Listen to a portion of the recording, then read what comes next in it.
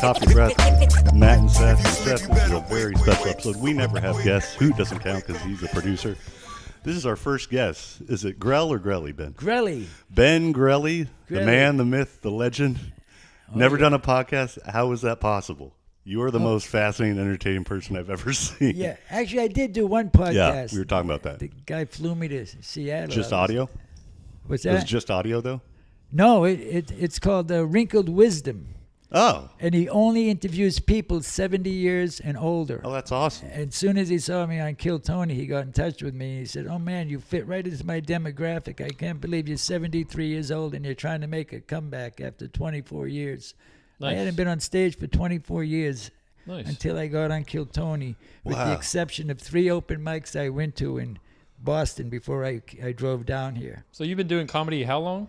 1989 is when I started. Actually, I started in 1977, but I was always so high I couldn't get on stage. Literally, I would get on the list, and it wasn't easy. You had to go to the comedy store at 3 in the afternoon, go back at 6 p.m., and they pull your names out of this cardboard box, and they tell you, okay, you're on from 9 to 9:03. It was 3 minutes, 9:03 to 9:06, and I would go.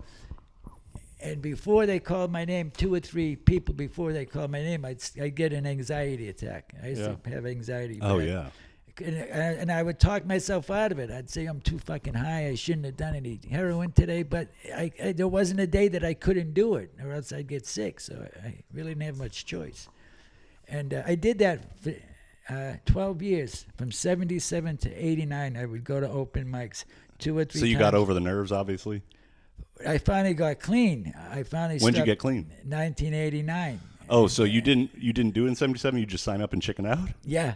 So 89 was the first time you got on stage? Yes. Wow. Yeah. I took an improv class at the Comedy Store. Okay, that helps. And with other people, I was able to get on stage, even though I was high. You're such a natural. That's why I'm just like, you just seem so comfortable, man. You're just so loose up there. And yeah, well, I don't know why, because the first time I was on Kill Tony, I was scared shit. My heart was beating so that wasn't bad. That wasn't the armed robbery time. That was about the TV, right? Or the first time? that was the first time. I didn't tell any of those stories. That was the second and third time. Oh, okay. But the first time is when I mentioned that because they said, well, tell us something interesting about yourself. I said, yeah. Ben, what's the most interesting thing about you? Yeah, that's what I said. Okay. Great. Yeah, I can't. Sorry. Ben. Okay, Ben. Yeah. So Ben Grelle, everyone. Ben. Yeah, Grelle. Grelle. They always say Grelle. I would even be doing. It's got an E at the end. Yeah, it's got on an your E. hat. I even put a line over umlaut, the E. yeah. The So Tony was saying Grelle. It's no. Ben Grelle. But the like Robert Italians Goulet? say Grelle. Yeah. Oh, aren't you Benedetto Grelle's son? I'm like, yeah, that's me. So you've been on Kill Tony how many times? 4 times. Oh, really? 4. Which is crazy in 1 year. That's a lot. That is good. It is. And because the first time you didn't tell any of those stories. The second time? The second time I told, Tony started yelling at me. I don't know if you remember that. Yeah. But it was, what the hell's his name? He's a very funny guy. Was that with Sam Morrell? Yeah, Sam Morrell. And that's when you said, you want to hear about the armed robbery? Yeah, well, Tony said, he was trying to explain to Sam, hey, Ben knew the Night Stalker. And Sam's like, you mean Richard Ramirez? And I did this bit that I developed since the first time I was on. It was a new bit, and this was a perfect opportunity to do it. What was the bit? The bit was, I did. I said, yeah. I was in my house, with my girlfriend. I'm making spaghetti, and she comes running in the kitchen.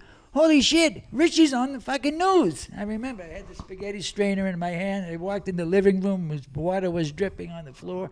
And there was Richie running down the fucking street because down your street? No, on the TV. Oh, on the dude, yeah. He was in L.A. and I was in San Francisco. Oh, okay. Because he went back and forth. He went back to L.A. Yeah. And it was someone called 911 because he got off at the Greyhound station in East L.A. And by that time they had got his fingerprint, so his picture was in all the newspaper racks. Okay. He got off the bus, and all the people at the bus station are going, "Holy shit! That's the guy." Like not just a drawing, because they had that drawing. Remember the sketch? Yeah. Now they had an actual picture. Yeah. Once they had his fingerprint, they had his picture, okay. So there was no doubt about it. And he realized people recognized him, and his cousin apparently lived half a mile away, and he literally started running to his cousin's house.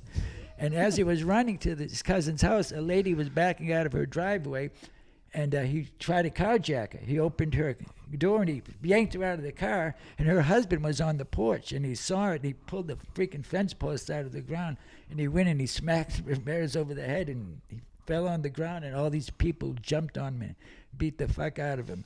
Then the cop, and So that's when they got him? the news helicopter had it all on video because someone called 911, and the news helicopter got there before the police got there. Wait, what year was this? Did he get caught? Oh, shit. I know we could look it up, but I don't Yeah. remember. Oh, my God. Maybe Seth can look it up. Must have been around. Oh, it was 86. Oh, 86. 86 or 85. He was killed for the 84. I think and 86, 85. yeah. Yeah, somewhere around there. And that's when they got him, when he tried to carjack and everybody started beating the fuck out yeah, of him. and that's when they caught Isn't that him. when you were like, run, Richie, run? Yeah, I didn't know. It wasn't like I never really saw him outside of that room. A few times we went to the store and shit like that, down the street. Do you know what the Tenderloin is in San Francisco? Oh, yeah. It's yeah. Well, that's Pretty rough area, huh? Yeah, Still. I was homeless Maybe worse there for now. 3 months, but I was down there every fucking day. And So the you cops, just saw him? You knew him? Oh, Did you talk to him? who? Richard Ramirez. Oh yeah. I met him in Buster's Like, room. how close were you? Just acquaintances or really good friends? Or Well, just kind Buster of... was my dope dealer, and I used to have to go there every morning about 10:30 because I managed a restaurant inside the Hilton Hotel, and I started at 11:30. And if I didn't do some dope, I would get sick by 3 in the afternoon. So I would just do enough where I could function. I wasn't high or anything, but I was just normal. Yeah. So I'd be there at Even 10:30 every morning, and one morning I'm in there. Someone knocks on the door. It was a shooting gallery. People were in and out all day, buying heroin, and you'd have to give him $2, and he would let you do the dope right there on his couch, like this, right At the guy's house. coffee table, and it's just like this exactly. And you just pay like a club, you just pay a cover, and then there's like, Yeah. You let's had to come give on him in. $2, and you had Sorry, to we're give at capacity. You had to Can give you the wait guy 5 at minutes? the door $2 too, Oh, to get in. That's the hustle. And he was behind a bulletproof fucking thing. That's how bad this hotel. So it was like a real business. It's like Yeah. they had an operation. Yeah. Well, they were all the hotels. Did the cops were know like about that. it, or did they just say, eh? No, the cops knew. Yeah. They never busted him? Not he never got. But I got busted 6 times down there walking. You'd think they'd know about this guy, they'd bust him. But Yeah, they knew about me. I go, why are you guys fucking with me? They look around. You're the only fucking white dude for 3 blocks. Like, I got a black girlfriend. Leave me the fuck alone. One cop fucking chased me on they used to ride dirt bikes, the cops. And they'd see me fucking buying dope, and they'd shut down the engines, and they just fucking roll up on me silently. And I fucking had the dope. They sell them in balloons. yeah, So the reason they're in balloons is so you can swallow them and shit him out. Yeah. Then, I got busted. You got in jail, and the next day you shit them out, and you got to get the dope out of your shit, which is pretty disgusting. But it's either that or you get sick. And then the head honcho in jail sees me looking in the toilet bowl, and he's going, "Hey, if you fucking want to get high, I can get you a syringe if you want to split it with me." I'm like, "What are you talking about? What are you looking in the fucking toilet for?" I go, "Yeah, okay, you got me." And that guy, What do you think's in there? Yeah. yeah, he knew. But all of a sudden, he goes to the guard up front. There were 16 people in one cell. Damn. Cell. And he's like, guard. He goes, I got to get out and get a mop and a bucket. Because that day, whoever had the cleanest cell, they'd bring in a TV with a VHS thing on it, and you could watch a movie. So he says, I want to watch that fucking movie, The Pope of Greenwich Village. That was the movie that was popular at the time. And he went out, and what he really had to do was go get the fucking syringe that he had on the bottom of the mop bucket. So he comes back in with the bucket and the syringe, and then him and I got high in the back of the cell. The other guys kind of block for you. They stand around there. Wow. Yeah. So then I was sleeping on the floor the first night, and after that, I was his best friend. He threw some guy off the bunk. Get the fuck off that bunk. Man, that's your bunk, right on top of him. Yeah, it was like, So you met Richard at the dope house where you'd shoot up. yeah, I'm in Buster's room like I was in every morning, me and my girlfriend, and there's a knock on the door, and Richard walks in, and Buster goes, "Oh, this is Richie. He just moved up Richie, from L.A." yeah, your friends. That's what was his name. My parents call me Richard. Richie, please. Yeah, he goes, see, this. We're not. He says, Richie, he got a room right across the hall from me. And Richie didn't have a TV. So he was always in Buster's watching fucking Jerry Springer, of all things. That's what they were. Who's the dad? Jerry Springer was on in the 80s? Oh, yeah. I Yeah. guess. Yeah. And all of that shit. Phil Donahue. They were always Yeah. watching those type of shows, which I couldn't figure it out. It was like, what the fuck? I never thought I'd be saying this, but What was Richard Ramirez like as a person? Was he? You know, was he creative? He was rather normal. He wasn't really. He was a little bit of a goofball, a little bit of a knucklehead, but other than that, he was normal. I mean, for a dope fiend serial killer. Did I like him? Or was he like? Yeah. Did you notice that he was really off, or was he? Well, he smelled bad. That was very obvious. He smelled bad, and his teeth were all black and rotted. Whoa. Yeah, those are a couple red flags there. From the speed, speed really fucks with your teeth. But other than that, other than the fact that when he left the room once to get something, Buster says, the fucking guy's freaking me out, man. He's got a pentagram in his room. It's under the rug in his fucking room. He's a Satanist. And that freaked us out. You're like, that's a little weird. Yeah, I never met a Satanist. And after that, my girlfriend would wait in the lobby. She said, I'm not going up there. That guy's freaking me out. He's a devil worshiper. Yeah, I think, when you start with I'm a Satanist, that doesn't really lead anywhere else except to and then you have, killing something. And then you have bean teeth. You're a Satanist with bean teeth. It's like, okay, this is a scary individual. He smells bad. He's got bean teeth. He worships the devil. I mean, I see this road. Yeah. I don't know if there's many paths other than down. I mean, he literally wants to go to hell. And but did anybody suspect, or were they just like he's kind of dark, or No, because if anyone. They would have called the cops. I mean, it was on the news every week. So no one even, they were just like, he's just creepy. Yeah, he's a fucking junkie, fucking speed freak, devil worshiper. And actually, I went with him in his room one time because we were. You went in his room? What was that? What's his room like? It was just really well decorated, mid-century modern, It's just like Buster's room, same, Just like, did he have furniture? It was a bed. It was furnished. There was a bed in an old. It was a hotel where. Like the taxi driver apartment, where it's just the bare bones. Yeah, exactly. Yeah, just really. a bed, single bed. Yeah, it was all fucking. He had aluminum foil on the windows. I remember that. Yeah. And but I went in there because we were out of syringes. In the 80s, syringes were a felony. If you got caught with a syringe, you. They were really cracking down with Reagan. They were but then when AIDS came, they started giving them out. Oh. Because they were getting the loophole from sharing needles.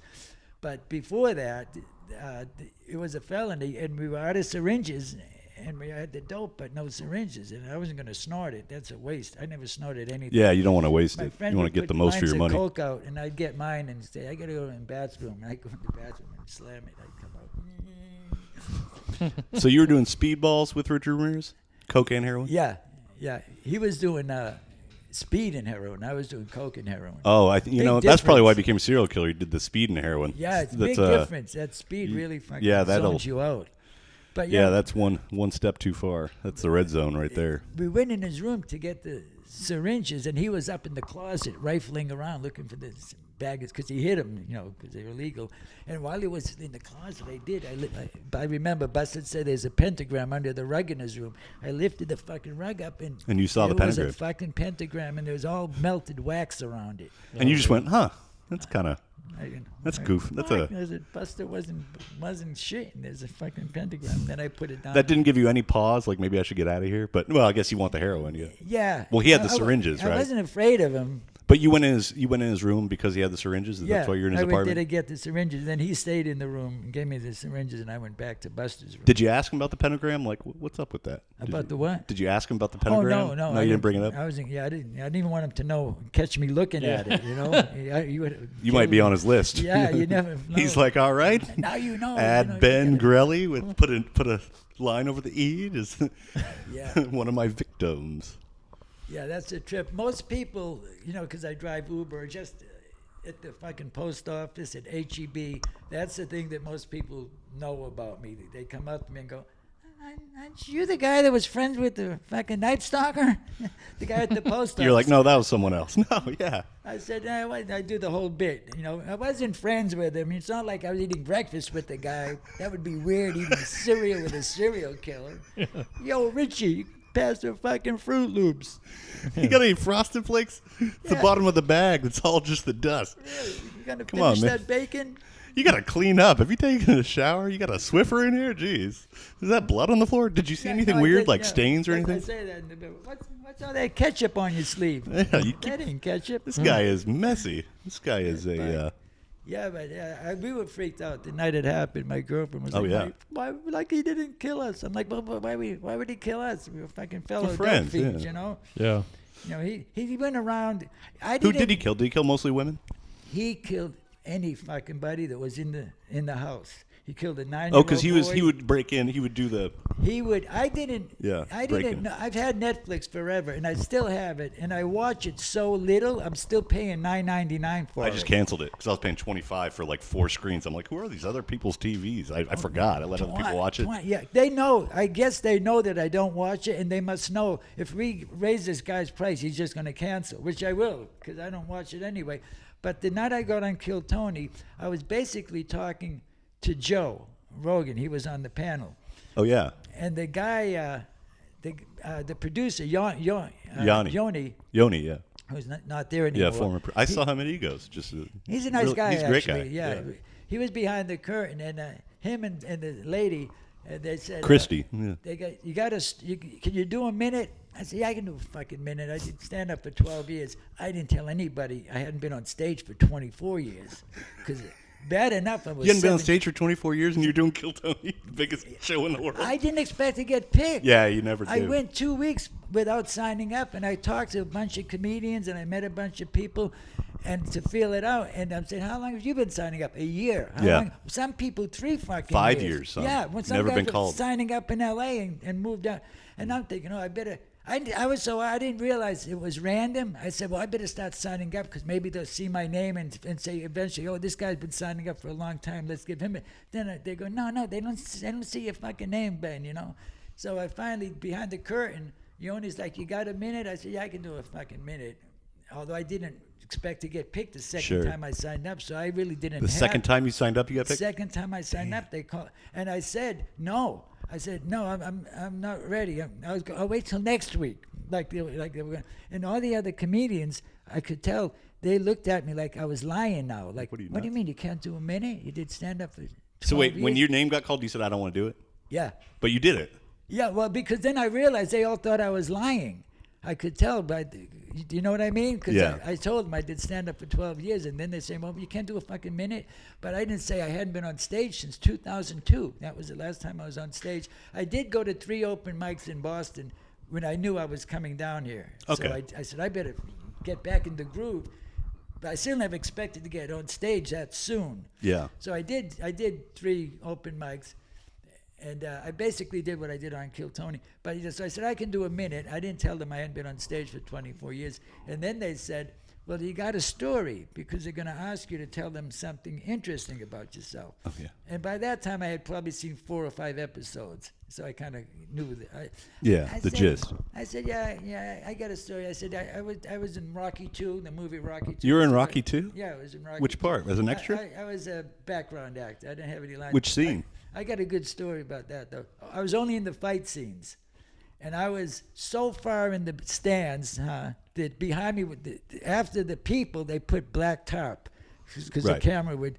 So the tarp was behind me. That's how, there was 2 or 3 guys behind me. And I said, I'm not going to be in this fucking movie. So after 3 or 4 days, the shoot was 3 weeks, but after 3 or 4 days, I said, I'm fucking gonna go down to the stage because all my friends in Boston didn't believe me. I said, hey, I'm fucking in Rocky 2. They're like, you fucking asshole. No, you're not. I go, yeah, I am. They didn't believe me. I could tell. So I said to the people around me, I said, hey, I brought a camera, and they frisked you. You couldn't bring cameras in. And I actually had a Brownie camera. It's a big fucking the little box, Kodak Brownie. Yeah. A flash cube that goes 4 times. Sure. I stuck it in the crotch of my pants, and they didn't find it. So I actually got in with this big fucking camera in my like fucking that guy's pants. got a huge rectangular cock. Definitely not a camera. Exactly. It was bouncing out. And I said to the people, I said, I'll see you guys later. It was nice knowing you. I'm probably going to get, because the agent said, if you go up and ask for autographs or even talk to any of the fucking principals, they'll boot you. They're going to fucking throw you off, and you'll be 86th, and we won't hire you anymore. Right. So I said, nice knowing you guys. I won't see you again because I'm going to get kicked out because I'm going down there and I'm getting a picture with fucking Rocky. And I fucking went all the way down there, and I heard people calling him Sly. I didn't know Sly was a nickname, like Sly in the Family Stone. Yeah. I didn't know his name was Sylvester. It doesn't make sense because it's Sylvester. It should be Syl. Yeah, it's so stupid. I didn't, and I'm going, that's cool. Call me Sly. Hey, don't make no sense. Way down there, and I'm 20 feet from the ring, and there he was sitting right fucking there. 4 feet tall. He's a little short guy, right? Sitting on the edge of the ring, talking to some guy with styrofoam cup of coffee, and I'm like, oh, it's right there. I'm gonna ask him if I can get a picture. I know I'm gonna get thrown out, but I don't care. As I'm walking toward him, this big fucking arm comes in front of me, big muscle security guy. He goes, hey, where are you going? And I just blurted out. I said, oh shit, I forgot to tell Sly something, as if I had already been talking to him. And the guy lifts his arm up, and he goes, oh, like he's thinking. And Sylvester's looking at us, and he's like, what? And he points, he goes, should I let him in? And he goes, yeah, come in. And he goes, what do you want? I said, look, man, I know I'm going to get kicked off the set. I said, but nobody in Boston believes me that I'm in the fucking movie, man. I just want to get a picture. And Stallone's like, yeah, we got a fucking camera? I said, as a matter of fact, I do. And I fucking pull this big camera out. And he's like, oh, great fucking security you fucking had. Look at this kid fucking smuggled in a huge camera. And I was going to take the picture ourselves. And he goes, no. And he called some guy over. He says, let's get a picture of me and this kid. I actually got it in my phone. I can show it to you.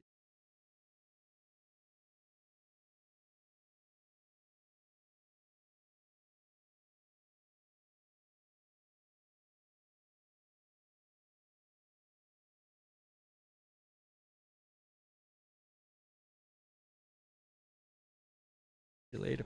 That's awesome. And And Ben, I know it's a good friend of mine. we got I'm the doing great. picture. And then I Great. said, so I guess I said, I'm going home because I'm way the fuck up there. And he goes, no, hold on. And he called one of the ADs and he said, hey, put this kid over my shoulder and tape him. And I'm Oh, how old were you? I was 26, but I look young. Like I'm 74 now. You know, nobody believed me when I tell them I'm 7. I was 20. He said, put this kid over my, and I'm thinking, he's going to throw me over his shoulder and duct tape me or something. Put this kid over my shoulder and tape me. You're not like Richard Ramirez. You met my friend Richie? He does that shit. Richard, yeah, this was 1978. Yeah. And so all of a sudden, this AD brings me to the corner, Sly's corner, like when the movie was being filmed. That was his little stool was and all that. And he said, what's your name? I said, Ben. And he put a piece of masking tape on the floor and he wrote Ben on it. And he said, you stand on this fucking piece of tape every day for the next 3 weeks. Wear the same exact clothes you got on because it takes place in one night. And I'm like, yeah, I'm not fucking stupid. I got it. I said, know how I can movies stand here? And he says, yeah, you better fucking stand here. This is your spot. He says, and you want this fucking... and he says the N-word. He goes, you want this Rocky to kill this fucking N-word, you know? Wait, who said that? Apollo, the director. The director the said that? assistant. Oh, the AD, one of the ADs. He just dropped an N-bomb? Yeah. This is 1978. He goes, you want him to fucking kill this. But Rob, who's the actor?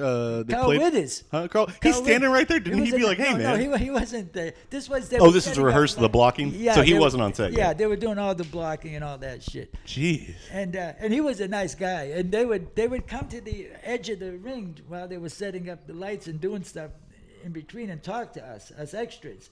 And Carl Withers going, I can fucking kick this guinea's fucking ass, you know, in real life. But I beat the shit out of him. So like, hey, and actually a few times he connected. That guy's a fucking movie. Yeah, he did. He connected. Rocky walked into the punch, and he's going, whoa, cut, because he was also the director. And he's like, Oh, Rocky 2, Stallone director. yeah. And he said, cut. He goes, hey, it's a fucking movie, dude. You fucking smacked me. He goes, no, you walked into it. And they start arguing in the middle of the fucking movie. Well, if you watch Rocky, what always made me laugh about Rocky is if you watch Rocky, Sylvester Stallone just has his hands down the whole time, it's like put your hands like he walks in there and it's like ding ding and he's like this, and he's just like what do you? It's so weird if you just watch this. It's crazy. It's like, have you ever heard of like? Yeah, protect yourself. It's, I mean, I don't know why you have to say it, but it's like, have you thought about putting your hands above your belly button? It's insane. It's like, all right, fight style, here we go. Just hands down, like, oh, yeah. It's like weird. You know? So you took that risk of bringing that camera in, and that just totally transformed your whole scene in the movie of like being there. Yeah, I would never been in the movie. So you're in the movie. You made the cut? You can actually see me. I'm watching Rocky 2 tonight. My son actually did the movie, then he did screenshots from the movie, and you can see me. And I have a notepad in one hand, and I'm going, kill him, Rocky, because they said it. They said, you guys want him to You're kick like, this. kill that boob. Yeah. Ben. They said it. The 80s like, that's my job. I'm supposed to call him a racial slur. That's crazy. Everybody's yelling, kill him, Rocky, kill him. Because we're all from his neighborhood, supposedly. Yeah. He actually came to the edge of the ring and said it. You guys are all my fucking friends from the neighborhood. You want me to beat the fuck out of this guy. Dude, that's a great story. Yeah. And the fact that you got to be in that movie, from doing all that like camera work and going up they there, didn't kick you out. Yeah. They're probably like the balls. They probably respected that, and that the smarts of like I had to tell them we were already talking. I forgot to tell them something. Yeah. That's genius. Because if they're already talking, I got to let them finish. He liked the fact that I had the balls to sneak and the then, camera and then you in. said I'm gonna get kicked out, but I don't care. I had to get your picture. That's flattering. Yeah, I don't care if they kick me out. I got to get a picture. I said, of you. I know I'm going to get kicked out. That's fine with me as long as I can get a fucking picture. Because who's going to kick you out? I said, I don't know. The agent at the casting company said if we had to talk to you guys, we're going to get kicked out. He goes, don't worry about it. So you weren't able to tell this story on Kill Tony, of course, because they only have a certain amount of time. But it's like if only they let you tell this story, and like all these people heard this, because I find it fascinating, and so many other people would. And the fact that you only had so much, and then Tony's being a dick to you for some reason, right? All right, Ben. Okay, Ben. That's Ben. Well, Ben, get the fuck out of here. I don't know. He called me a dumbass, actually. Really? One minute he says, "Oh man," he said, I love you. You're so fucking lovable." When I told him I was 73, he said, "Oh my God, this is great," And then when I said, the next minute, he's like, "All right, Ben, get the fuck out of here. We're gonna kick your head in with the door guys." The second time I got him, when Sam Morrell was on, he was trying to explain to them.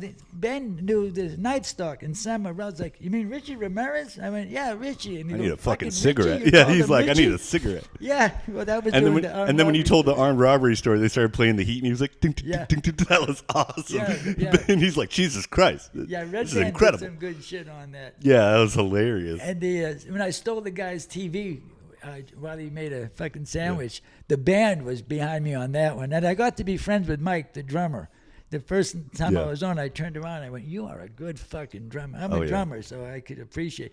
And when I was done, You're a drummer and an artist. Why did you do the drum off? Oh, I'm not that good. Yeah, he's phenomenal. I played all from 14 to about 20, and we played all Beatles, Rolling Stones, Kinks, all the British bands. And we did Paul Revere and the Raiders, who were American band. I don't know if you guys even know who Paul Revere and the Raiders were. They had a song, Kicks. Kicks keep getting on. I can't say. I sing so bad. We actually all we had pitch in, and we all got microphones and a sound system. And the singer gave me my microphone. He put it on a boom mic. He put it next to my mouth, and I got it, and I put it next to my hi-hats because I can't sing. I know I can't sing. I sing Happy Birthday, and people don't know what the fuck I'm singing. So he comes back and he goes, no, put that up there because we're all going to sing like the Beatles, I said, haven't you figured out, we've been a band for a year by now. I said, haven't you figured out I can't fucking sing? Ringo had no business singing either, so don't worry about it. I mean, every time he sang, it's like, skip. I wrote a song, guys. Great, Ringo, great. Let him do it. I've seen Ringo 5 times live. He's a good drummer. Just let him have the song. Did you know Joe Walsh is Ringo's brother-in-law? Joe Walsh? Joe Walsh, the from Eagles guitarist. No shit. Yeah, I didn't know it either until we went to see Ringo at the Hollywood Bowl, and he's introducing the band. And he goes, "And my brother-in-law, Joe Walsh." And Joe Walsh comes on and goes, "Holy fuck!" Yeah, I used to sell blow to Joe indirectly. You sold blow to Joe? Yeah. Whoa. Joe bought a sailboat from my friend in Santa Barbara. As you do. And my friend's dad owned the Santa Barbara dry dock, and he was a yacht broker. He was 19, I was 26, 1977. I just came back from Boston. I lived in California from 70 to 75.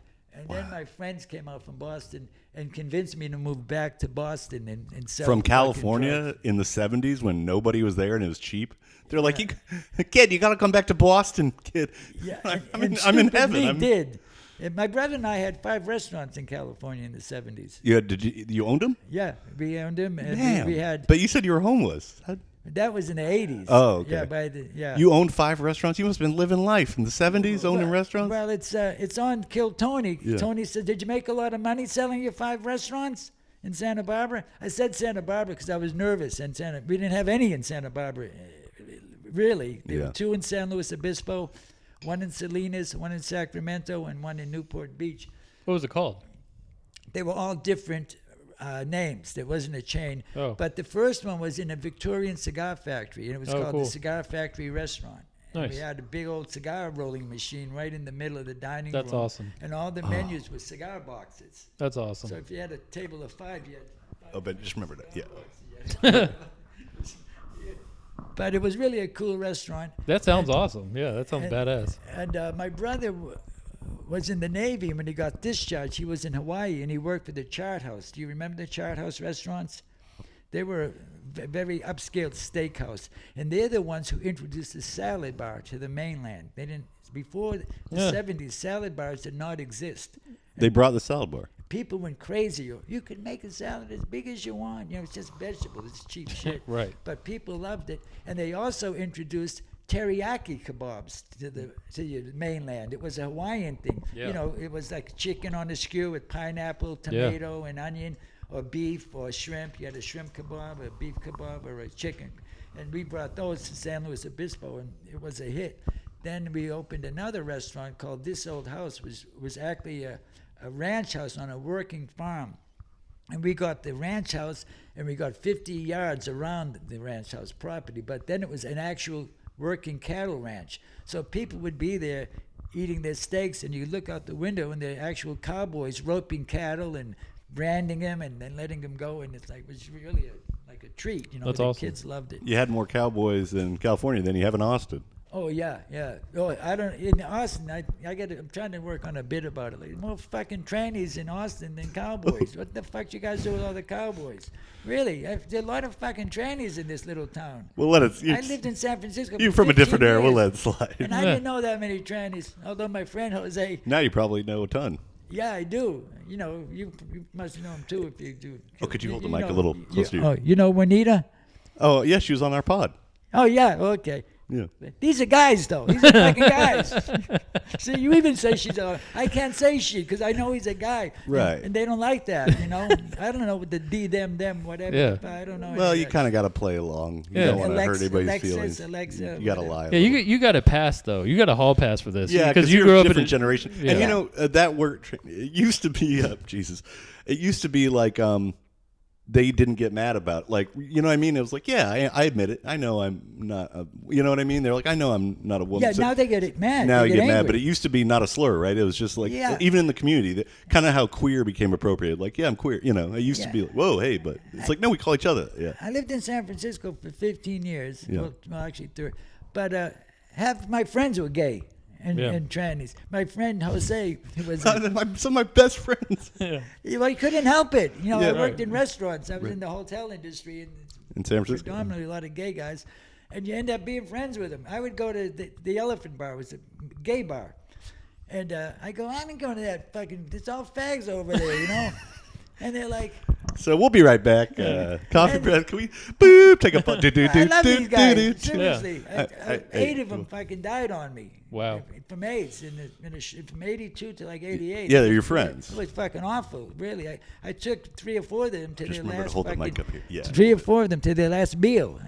Oh my the next God, fucking that's day. devastating. Fred died, yeah, and it was weird. See, I think if you're genuinely friends, you know what I mean? It's like, because that's what's crazy about people. Like, don't say this word, it's a slur, but it's like, I actually was friends with them. I wasn't just pretending to be friends with them on Facebook. No, man, I love I Fred. ate dinner with them when they had AIDS. I'm not a fake. Like it almost seems more homophobic to go out of your way to be like, I'm not homophobic. Look how many posts I do. It's like, yeah, but do you really have any friends? You know what I mean? Almost like you're thinking about it all the time. Like, I'm so not homophobic. It's like, you sure think about not being homophobic a lot. You know what I mean? It almost reveals like, if you're just always posting like, look how open and embracing I am, and see, and it's like sharing pictures. It's like, okay, we believe you. It's almost like you protest too much, But if you actually have real friends, you're like, sometimes I throw out a little slur, but I don't mean it. And I love the guy. Yeah. That's the difference between the true friendship and like the Facebook friends, like.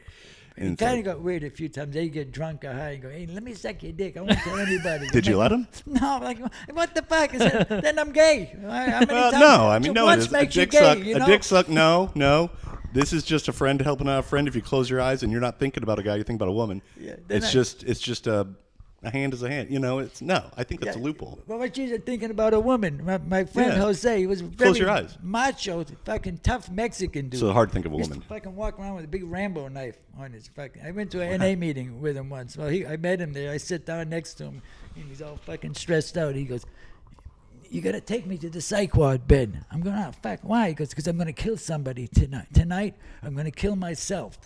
And he got a big knife on his back. I said, "You fucking serious?" He goes, "Yeah, you got to take him to Oakland." He goes, "I know where to go. It's a hospital in Oakland." Did you take him? Yeah, I took him. He didn't kill anybody, or you? Well, he got in the back seat, just me and him, and he gets in the back seat, and I go, "What the fuck?" I said, "Give me that fucking knife." Did you tell him get in the fucking front seat? No, I left him in the back, but I took the knife away. I'm not going to end up like Murray and Goodfellas.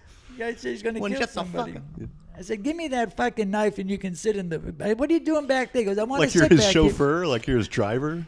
I didn't want to argue with him. Did he give you the knife? Yeah, he gave me the knife. It was like a machete, you said? It was a big.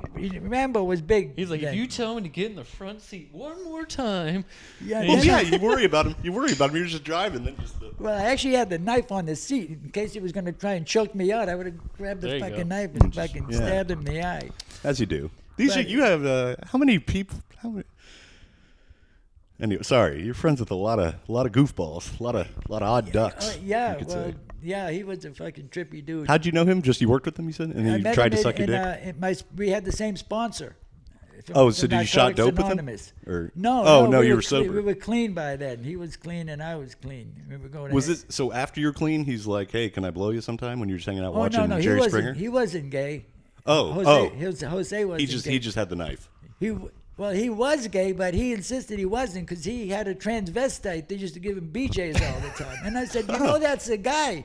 He goes, "No, he's got really nice tits." I go, "Yeah, but he's got a fucking dick." And he's like, "What do you call?" And then they want to fight with me. "What are you calling me, gay?" And I go, "Whatever." Like they are, but they don't want to admit it. So they're like, "Well, maybe I can just maybe no one will notice this is."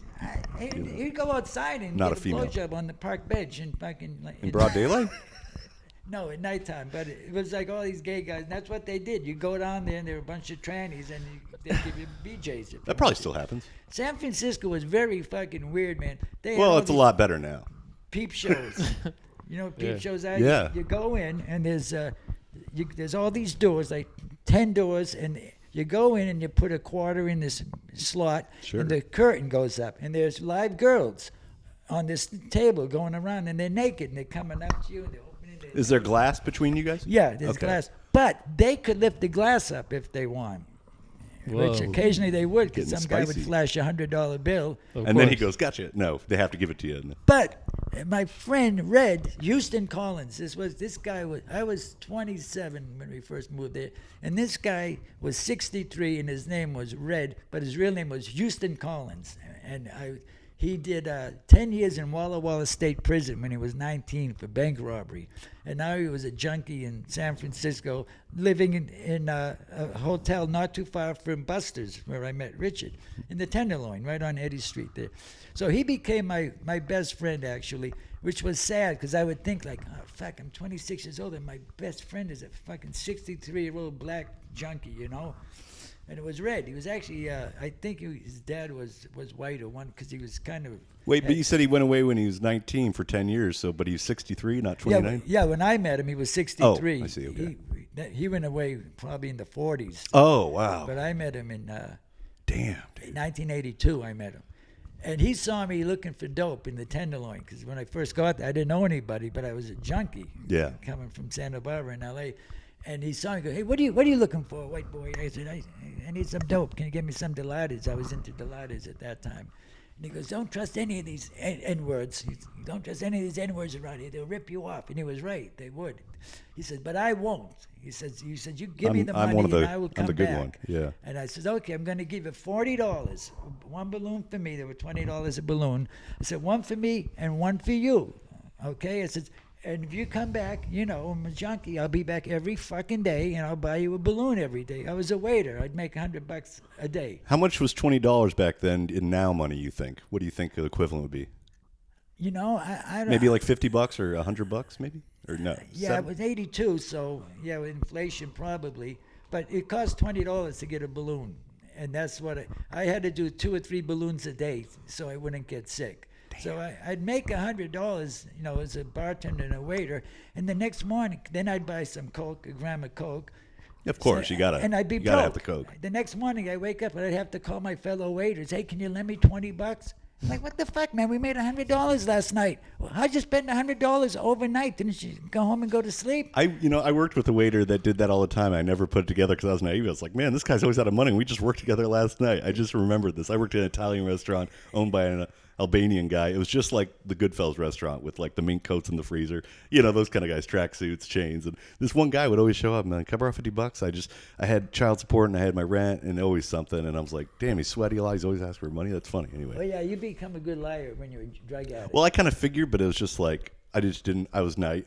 I kind of figured maybe that was the case, but he only did it like once or twice. I was like, maybe he does have a kid and he has a house. So, maybe he just. I did it every fucking day. I called somebody. How long did you do that for?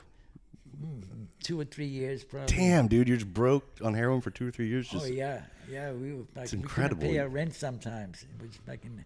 I'd have to go out and fucking sell albums on Haight Street. Were you still hot wiring cars at this point? No. I stopped stealing cars once I moved to California. I never stole a car outside the bar, and I mostly stole cars before I had a license because I wanted to drive. And I had a girlfriend in Boston, and I lived in a city called Lawrence, which was the heroin capital of New England. It was primarily Puerto Ricans lived there. And that's how I had a Puerto Rican girlfriend, and her brother was a heroin dealer. Nice, I talked about that on Kill Tony. He said, Ben, what the hell made you do heroin at 19 years old? And I said it. I said, oh, my idols were heroin addicts. The Beatles, the Rolling Stones, Janis The Beatles did heroin? Yeah. They just did. John Lennon and Yoko Ono were doing heroin in the Dakota. In the 80s. Damn. Well, they shot it? They shot heroin or did they snort it? I would assume they shot it. I thought he was more like a coke. I guess you're right. I guess heroin was like, it'll make you creative and loosen you up. All the drummers did it. Oh, yeah. Jazz they all guys. did it. Charlie Watts, all the Stones. Actually, there's a book written by John Lennon's assistant, and that's how I know that they were. I was surprised to see. Well, I don't think it was taboo then, right? It was like if you could afford clean heroin and like it was cool as an artist. It wasn't a junkie thing. It was like, oh, he's just trying to get creative. Like yeah, and once you do it, you have to do it every day, or else you got to go into rehab because you can't just stop on your own. Sure. Although I did that once because I was in jail. And you just had the cops turned the camera from going down the hallway. They turned it on my cell, and I'm like, "What are you doing?" They said, "We want to watch you fucking go through withdrawal." They were fucking pigs and was puking and shit. And fucking miserable. After 3 days, it was over, but then they let me out. And then you got back on it once you kicked it? Oh, yeah. As soon as I got out, I couldn't. What was that like? Was it way stronger when you haven't done it in a couple days? Yeah, well, I was only off it for 3 or 4 days. Okay. But if you get clean, it can kill you, right? If you start after a long time? Because I was in NA. I would go to NA. Sure. And I would get 6 months clean, and then I would go celebrate by doing some heroin. Yeah, you got to celebrate. What's a better way to do than do the best drug ever? I'm going to go get a fucking bag of dope. And that's when people overdose. But I knew people, so I would just do a little bit, just okay, and then a little bit more. But then after 2 or 3 days, you're strung out again. You got to go through rehab again to get clean. I went through the Haight-Ashbury detox clinic 13 times from 1982 to 1988. God, and the limit was 8. After 8 times, how'd you go 13 if the limit was 8? They let it slide or what? Well, I went back, and plus I made friends with all the doctor. Well, I don't know if they were medical students or what. They weren't doctors. The doctor was upstairs. Dr. David Smith. He's pretty famous. Dave Smith, the podcaster? No. Part of the problem? No, the older Dave Smith. The Grateful Dead went through this clinic. Janis Joplin. The Haight-Ashbury clinic? Was that the one run by the CIA Rogan talked about with Chaos, yeah, right? Yes. Damn, dude, you were around. Back then it was, but yeah, it was on Clayton Street. And I worked at restaurants and hotels, and I would bring them fucking food. I would go to get my meds. They would give you, the program was they'd give you meds to combat the effects of withdrawal. They'd give you stuff for diarrhea, stuff for nausea, stuff to help you sleep, but you were uncomfortable, you didn't feel good. But and it was a 30-day program, and they would piss test you every day to make sure you weren't using in that 30 days. And I would do it, and I would get clean, and then I would relapse, a week later. Then I'd be strung out for 2 or 3 months, and I'd go back. I got to get back on the program. Oh, what the fuck, man? We thought you had it together, Like, nah. But I would bring them doggy bags from these restaurants every day. They fucking loved me for the food. Like, oh, Ben's here. They'd fucking start eating. So finally, I went back, and they went, Oh, you brought the Haight-Ashbury people that worked at clinic food? Yeah. Yeah, I brought him food every day. Did you see any weird stuff there because they were run? Did you see anything suspicious because that was a CIA front? Oh no. No, it seemed normal. No. I'm not even sure these people that I they don't think they knew. Oh, they weren't even in on it. They were just like. I don't think it was like a counter, and you'd go to one guy, and he'd take your blood or your urine, and then the other guy would dispense the meds, and then one guy would Then one guy would give you surreptitiously give you acid, and they're the peons. They're not the CIA. There's probably like a couple CIA guys, but they were undercover. Yeah, like, they were they grew their hair out. Students. Yeah, they grew their hair out. But a couple of those medical students were CIA people that grew their hair out and told to look like hippies. Yeah. So they blended right in. Yeah, they're probably dosing with acid just like they did in Wormwood, and that guy that jumped out of the hotel room in San Francisco. Oh, right? Yeah. The government is fucking devious, man. They were cowboys back. They were just like, well, let's just fuck around and find out, dude. Let's just try some shit. I don't know. I don't got any ideas. How about acid? How about they get a prostitute and then dose them up? Yeah, sounds. I don't know. What's the worst that could happen? Yeah. Yeah, now it's chemtrails, stuff on the food and everything else. It's like, okay, let's do it this way. Did you ever see Manson? No, you weren't. It was later than that. No, you were there. I was there in the Summer first Love. time I went to California was 1970, and I think Manson was 69. Oh, you just missed him. But I've been to Cielo Drive to Sharon Tate's house just out of curiosity. Oh shit! And I'm like, holy fuck! You saw the house. This is the fence that they jumped over, the gate they jumped over. And I look in, and there's the lawn where the fucking kid was on the lawn. It's happened 30 times. But I got a story kind of related to that. Do you know who Squeaky Fromme was? Yeah. She tries to assassinate Ford in 1975 in Sacramento. Didn't they release her? Is she out?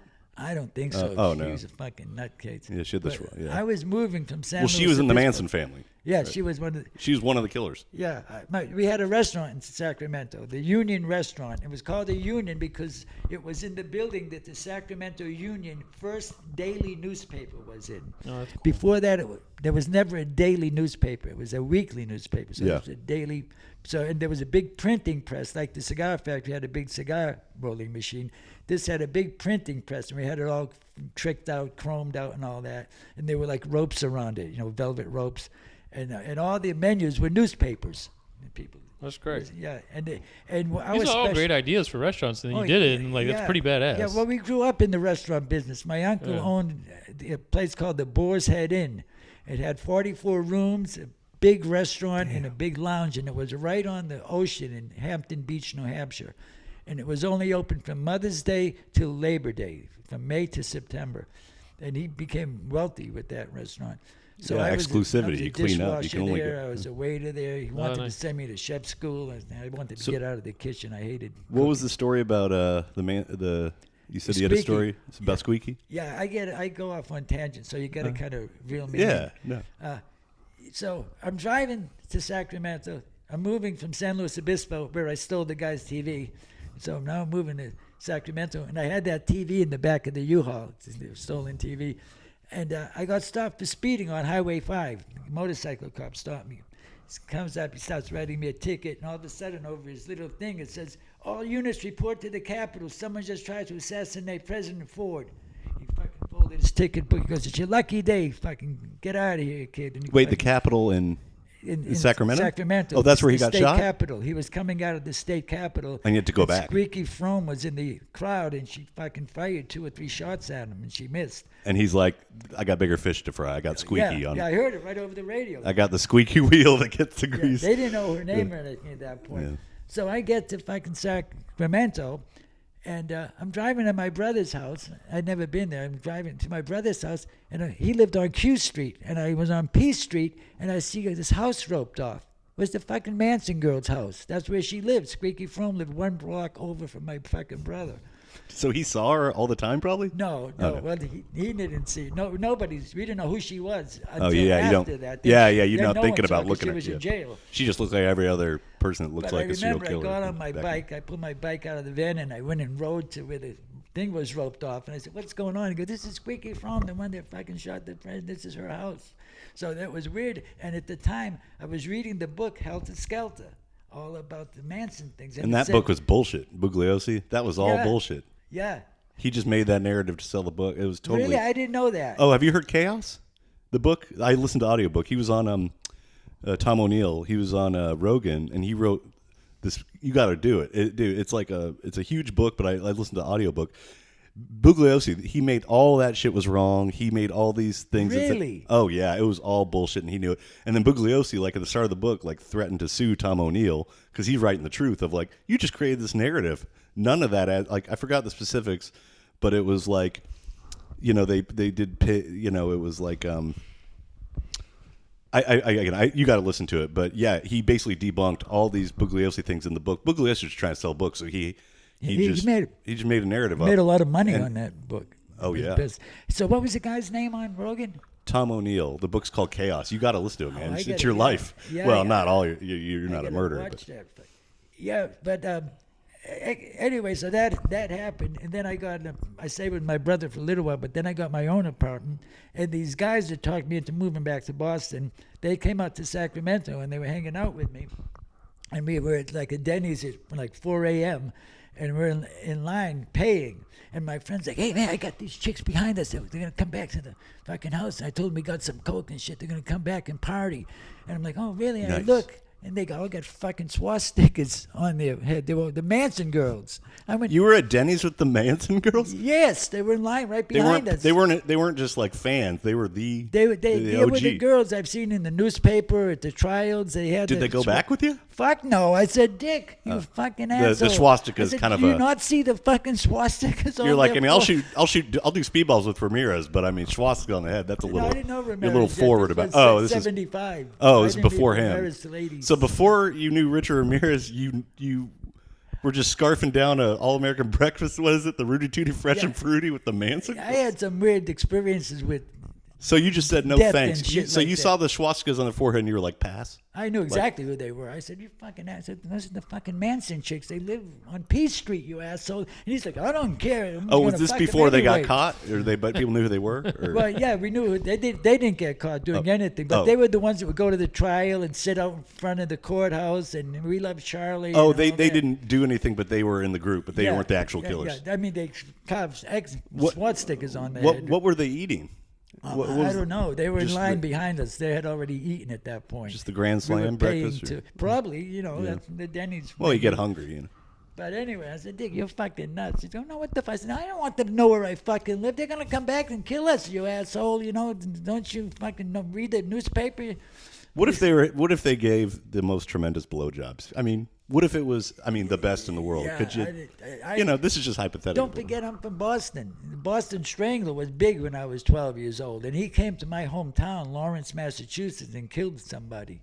And he killed them with their own nylons. And we actually were With 12 nylons? years- Like you strangled them? Yeah. You can strangle someone with nylons? Wouldn't they just snap? They're not that. No, nylons are Oh, yeah. fucking strong. Oh, damn. Yeah. man. I guess they have to be. They stretch. And You got to keep pulling, and it's, Yeah, fuck. you keep. I never did it.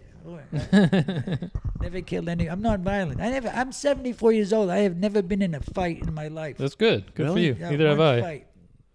I would talk my way out of it. Yeah. I came close. I had a fucking gun at my fucking head. This guy Zuki. I was in the fucking car in the back seat, and I didn't know Zuki was standing right outside, leaning against the fucking car. And they go, yeah, well, Zuki's a fucking crazy bastard. You don't want to fuck with him.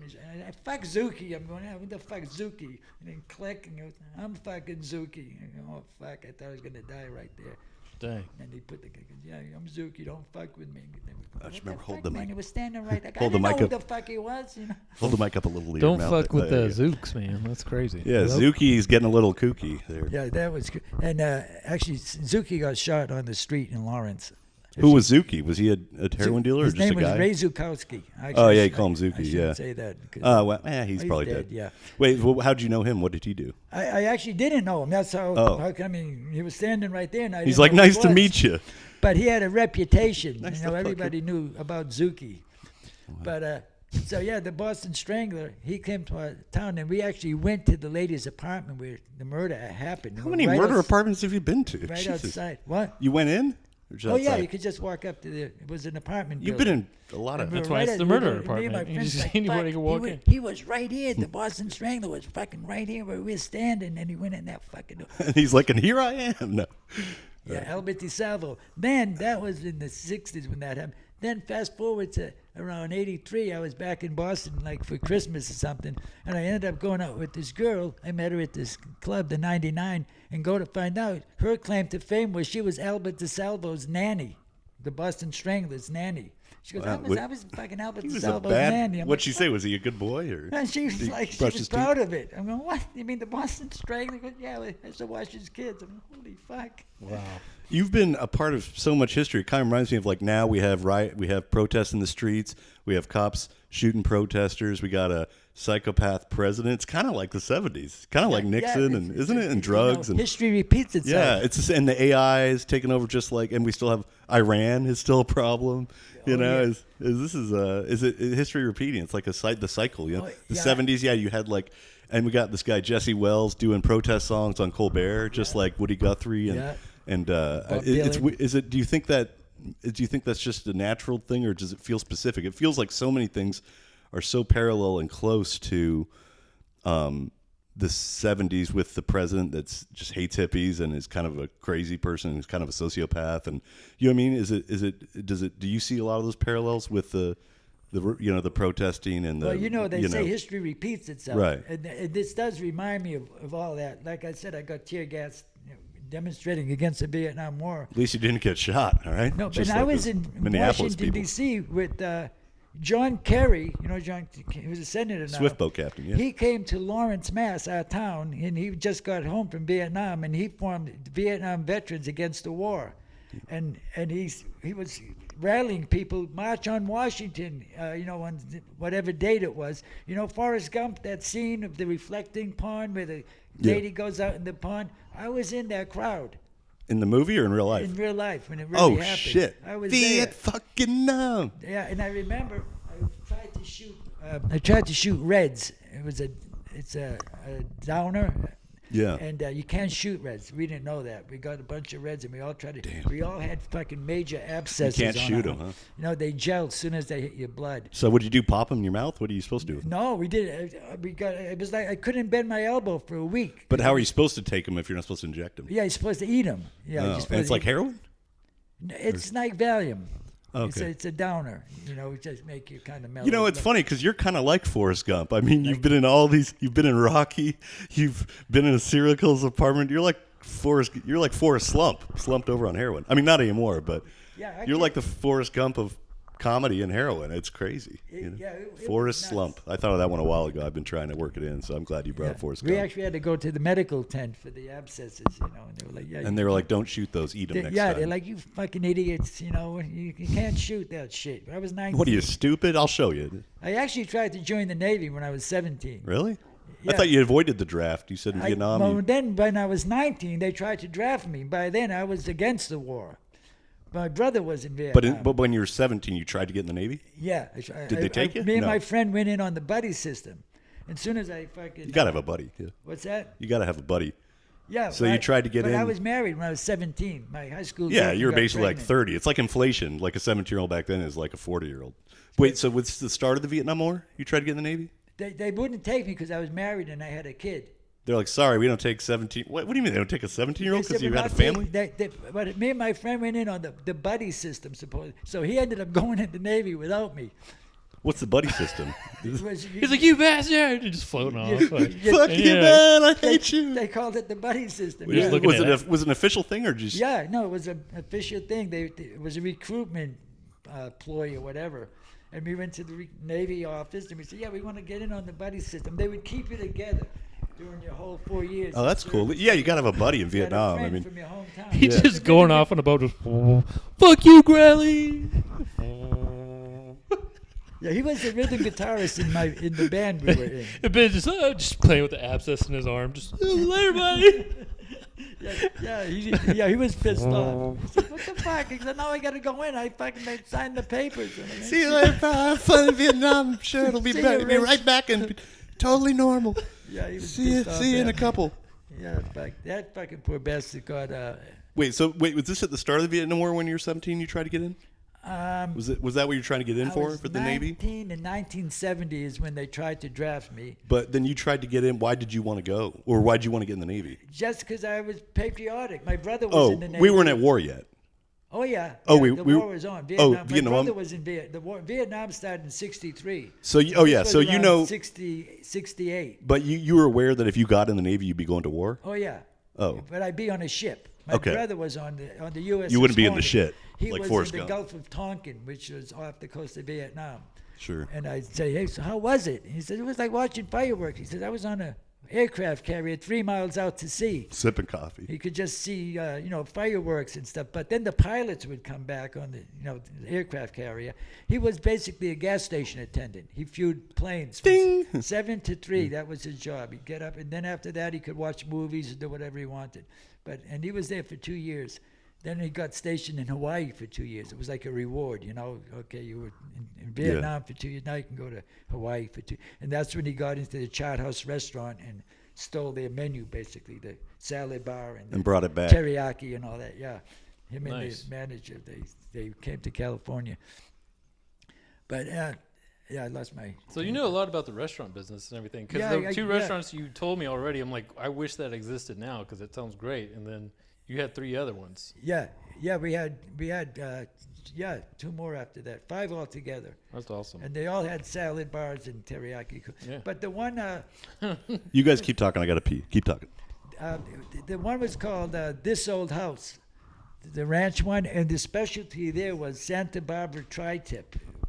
You know what tri-tip is? Yeah. It's a big triangular shape of beef, like that thick. Yeah. And it was the Santa Barbara rub. It's not Santa Barbara, it's Santa Maria. It was famous for their tri-tip, and that's what we did. We didn't actually we had a grill to do saute and all that because we had other things on the menu besides that.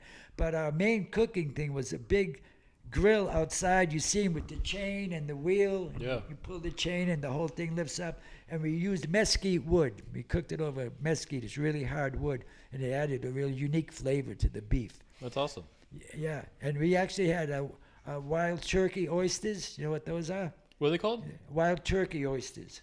What's that? They're turkey testicles. Oh, nice. And I used to have to, and they feel exactly and look like human testicles. Were they any good? And I used to have to, yeah, they were good actually. Huh. They had dipping sauce and shit. Yeah. But I used to have to prep them in egg batter and then in breadcrumbs, and then you put them in a deep fryer. That's how you made them. Yeah. But I used to have to prep them. I'm going, this is fucking weird, man. It's You're playing like with turkey fucking balls. nuts. Yeah. I feel like you're playing with the scrotum and cooking a scrotum the whole time. That's great. Yeah, no scrotum, just the okay. out of the scrotum. I never realized turkeys had balls. I didn't know that either. Actually, from a real turkey. Interesting. Yeah, turkey nuts. I never saw those at Thanksgiving. So you've lived in all these different time periods and everything. Which has been like your most favorite time to live through? Is it right now, or would you say it's like? I really loved when I was a teenager in the band. We used to practice Monday, Wednesday, and Thursday. And we had gigs on Fridays and Saturdays. I was 14, 15, 16 years old in the band. And man, I loved it. We got on TV in Boston on a local TV station, and people were asking us for autographs. And I always wanted to be in front of an audience, although I had stage fright so bad when I was a drummer, I would tilt my cymbals so I couldn't see the audience. Wow. Instead of being flat, I had them like that, because if I saw people, I don't know what it was. I wanted to be on stage, but I didn't want to. Yeah. It's like when you get called for Kill Tony, your heart drops to your balls, and you're like, why did I do this? And then but then by the time, if you can not pass out by the time they call your name, I think something kicks in. I watched your thing on it. It's scary, isn't it? Yeah. I felt good. Well, I was on with Tim. The only time I really did good was with Tim Dillon, and I was sober. And my roommate was like, hey, take some mushrooms. You can microdose. It'll chill you out. So I had a little sliver of mushroom, and I was sober. I drank coffee all day. We did a podcast with Carly Anderson in the morning, so I was loose, used to talking to people and holding the mic. So I was really feeling pretty good. And then I did get a Lone Star beer, and I lit a cigarette, and I took one puff of cigarette and one sip of Lone Star, and they were like, Matt Robertson. And so I was feeling pretty good because I was pretty confident, and I wasn't drunk. So I was taking deep breaths right before I was back there, and I felt pretty good. And then I came out and saw Tim Dillon, and then the set went pretty good, and the interview was great. And I was just so loose because I'd been tired. I was loose. I had done a podcast in the morning, so I was feeling good, and I wasn't drunk, and I was just remembering not to talk over anybody, listen, and just don't try too hard. And just answer the questions they ask, and it really went well. You did well. Thanks, man. Yeah, you're the one guy that thinks so. And then I was on with Harlan Williams, and I got drunk, and for some reason, I did the hackiest Michael Jackson joke, which I'm sure has been done a million times. Like, listen to his songs. Pretty Young Thing. I'm bad. How do we not know this guy's a pedophile? It's the stupidest joke. And people said I stole it. I'm like, no, I was a drunk idiot. I just thought it was funny because I heard a Michael Jackson song the day before. And I was like, all of his songs are just a breadcrumb of pedophile bullshit that just, and it's a hack, obvious joke. And it's like, if you think of a joke too fast, it comes too easy. It's probably been done a million times. I don't know what I was thinking. I had much better jokes. I don't know. And I told Hoot, who helps. He was like, yeah, that's funny. And I was like, oh, Hoot thinks funny. And it was just, it was my fault because I was just so hammered and so confident from the time before. So the first joke did okay, but then I went to that and it was just terrible. And I'm just standing there getting fucking whipped by, what's that called? They did to Jesus with the spikes. Not filleted. He didn't blow me, but filleted. I'm getting filleted. I wish I was getting filleted by Tony, but filleted. I was just getting destroyed. And Harlan Williams with his no chin, Bob's Burgers fucking face is like, hey, bud, take a check. I wrote you a check. Why don't you go buy some jokes, buddy? And I'm like, fuck you, man. You were in 2 movies 30 years ago for 2 minutes. And, and that's what I was thinking. I didn't say it, but I'm like, oh, yeah, I loved you in fucking movies 30 years ago. What do you, and hey, pal, why don't you go buy more jokes, bud? And it's like, fuck you, dude. But, yeah, I loved you in Half Baked for 30. Actually, he was great in Half Baked, and he's in a lot of the movie. And he was hilarious in Dumb and Dumber. And this is what I realized. I'm like, he is great. And he steals every scene. And he was in Something About Mary. So then I was like, you're stupid for thinking, fuck you, Harlan Williams. It's like, he is awesome. But it's just like, he's just shitting on me. And with that dumb fuck smile, like, yeah. And I'm like, fuck this guy. And I just want to get out of there. And I'm just smiling, dying, and say, like, I want to fucking die. And they're just keep fucking me. And then Tony at the end just looked furious. Like, his eyes looked like he was going to fuck me up. I was like, are you going to beat my ass? Like, he just had this anger in his eyes. And then he's like, all right, Matt, back to obscurity you go. And he was like, do you want a little joke book? And I was like, no, I got a big one last time. And he's like, really? And I was like, yeah, I was surprised as you. And that got left. But, like, I was dying. And then my friend was like, you should have taken a little joke book. They're worth way more. You could sell it for twice as much on eBay. I'm like, fuck me in the fucker. Yeah, I want to get one, a little one. You got a big one, right? I got 3 big ones. You got 3 big ones? Yeah. Damn, dude. And you can sell those things? You can resell them, I guess? Oh, yeah. People really want those? No, they're all I wrote in them. That's cool. Yeah, and you can sell them. I got one right there. But, like, yeah, apparently the little ones you can sell on eBay for way more because they're more rare. Oh, you have it right there. Nice. You use yours. Is that an alien on that one? I got a bunch of shit. You got an alien. I got a... That I was going to... In case I didn't have anything to think about, I wrote all this shit I was going to use for material. Yeah, man. You've said nothing this whole time. Jeez, I'm glad you had that. It's been dead air for... Hey, dead air. This guy Brian had all Holtzman. these stickers made for me. He saw me on Kill Tony. Cool. The guy that flew me to Washington State. Put me on his podcast, Wrinkled Wisdom. I got one that just has, I don't know what's on there. Let me see that one. Yeah. I don't know, I guess from 2 years ago. It's got the skulls. Yeah. It's pretty cool. Hey, all right, we're both... Yeah, this one has an alien. Book buddies. Book buddies. Hey, yeah, buddy system. You gotta have the buddy system. Yeah. Also, but you were in a band. You were in a band as a kid. You were saying, and you were an artist too. You went to art school. Yeah. So you could draw or paint. What was your medium? Oh yeah. My major was painting and printmaking. I did a lot of silk screens and damn. And I actually did a John Lennon portrait, and I didn't think of it as blood at the time, but I used red. Hold the mic. It looks like he's got blood all over his face. This was 1973. Hold the mic right here. Oh, it was what? He had blood. 1973. But it was 7 years before he died. And it looked like blood because you painted with red. Yeah, because I used different colors inks, and we made our own silk screens. And Richard Ramirez is like, "Can I have that painting?" Yeah, he would have loved it. Yeah, oh yeah, he would have. He literally would have loved it. He would have fucked it probably. I was a big John Lennon fan back then. Yeah, I still am, but I love. So was Hinckley. Did you? No, wait. Hinckley shot Reagan. Who shot Lennon? Chapman. Yeah, Mark. They all look the same. They're all pudgy fat yeah, fucks. I don't even want to say his name because I don't want to. Oh yeah, yeah. But yeah, that's his name. Whatever happened to that guy? Yeah, that was kind of fucking. Sorry, were you gonna say something, Seth? Well, I was gonna also comment on your shirt. Yeah, when I saw you, because I'm working at a grocery. I won't say I'm working at a grocery store, and I hear this voice, and it was like, "Hey man, you know where the sweet onions are?" And I was like, "I know that voice." It was like Forrest Gump. That's Lieutenant Dan. I was like, "That's Ben Grelle." And I turned around. That's what it was. Yeah, you're like, "Hey man, you find me a fucking sweet onion." And I was telling him the serendipity of like, I recognized the voice right when I saw you. I knew because when I was driving to Kill Tony to sign up, I was listening to you tell the TV story on my scooter, and I was dying laughing in my headphones. And then at the sign up, you were right behind me with your dog. And I was like, that's the guy. I heard the voice again. And so I was going to ask you to do the podcast then, but you were talking to somebody, and I just didn't think to ask. But yeah, I was listening to your episode in my headphones on my scooter. And then I was at the sign up and you're behind me. So then I'm hearing your voice in real life. And I should ask you to do our podcast. I was so nervous because I was thinking about my set and all that. I didn't get on that time, but yeah, you're right behind me. No, we did talk that time. I said, hey, I told you that. I said, I was just listening to the TV story in my headphones. And you were like, right on. Hell yeah, man. And hell yeah, that really happened. And then about a week ago, I'm working. And I hear your voice, and I turn around, and I go, I wonder if that's Ben. And then you're wearing a shirt that has Ben Grelle Comedy, and you're wearing a hat that has your name on it. I'm like, I'm pretty sure this is the guy. Oh, yeah. I was like, the shirt really solidified it for me. That really was the nail in the coffin. That was the, that guy. What's your shirt say? Show it to the camera. Oh, yeah. Open your shirt up like Superman, yeah. And it's got your name in it. Grelle Comedy. Do you wear that all the time, just so in case people? No. Just for this? I wear the hoodie all the time because it's warm. It's really a good quality. Did you make the hoodie and the shirt yourself? No. People made it for you? Yeah. Even though you know how to silk screen, huh? Yeah. But I haven't done a silk screen since 1975. It's the last time I did silk screen. But this guy, his name is David Hudenpyle, and he does his podcast. And he lives in Washington State. He saw me on Kill Tony, and he got... Oh, the Wrinkle in Time guy, whatever. What's it called? Yeah, Wrinkled Wisdom. Wrinkled and Wisdom. He only interviews You don't really people. need wrinkled when you say... I mean, it's like, are these guys wrinkled? They got a lot of wisdom. Are they young? Oh, well, anyway, Wrinkled Wisdom. Let's give him a shout out. And he Sorry, said, he goes, look, man, he goes, I can't believe you're 73 years old and you're making a comeback on Kill Tony, and your shit went viral. I said, I can't believe it. And nobody either. talked to you, and you're here with us. Well...